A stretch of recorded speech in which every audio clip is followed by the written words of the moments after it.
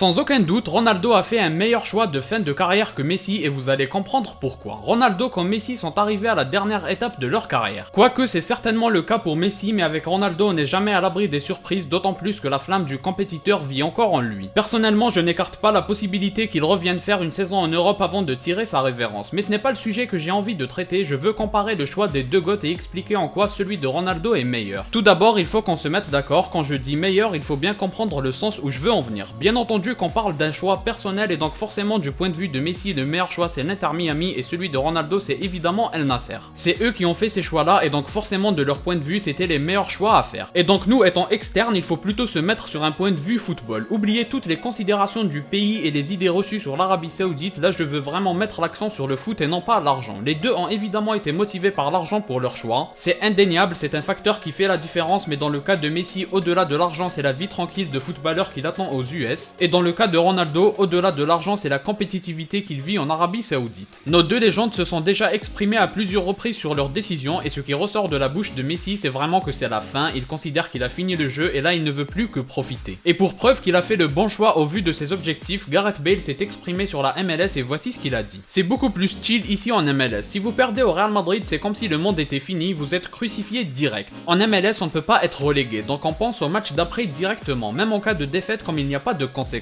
Et quand on gagne, les supporters célèbrent comme s'ils avaient gagné le championnat. Et franchement, quand on entend ce discours, vous ne pouvez pas être en désaccord avec moi, c'est tout simplement ce qu'on appelle du football spectacle et non plus du football de haut niveau. Alors que de l'autre côté, quoi qu'on en dise, l'objectif de l'Arabie Saoudite c'est l'inverse, c'est de se rapprocher du haut niveau proposé en Europe. Ce que décrit par exemple Gareth Bale au Real Madrid, c'est ce qu'a vécu CR7 en à peine 6 mois. Chaque match est important, il faut gagner, il y a des compétitions, c'est la course au titre jusqu'au bout et des fans exigeants qui jouent encore sur la rivalité et la provocation, etc. Donc personnellement en tout cas, c'est pour ces raisons-là que je considère que le choix du GOAT basé sur le football au-delà de l'argent est meilleur que celui du faux GOAT basé sur la vie paisible au-delà de l'argent. Dites-moi ce que vous en pensez en commentaire, qui a fait le meilleur choix de fin de carrière, vous auriez préféré que votre GOAT rejoigne l'Arabie Saoudite ou alors la MLS au vu de la façon dont le football est vécu dans ces championnats-là. Soyez honnête au-delà du débat Ronaldo-Messi.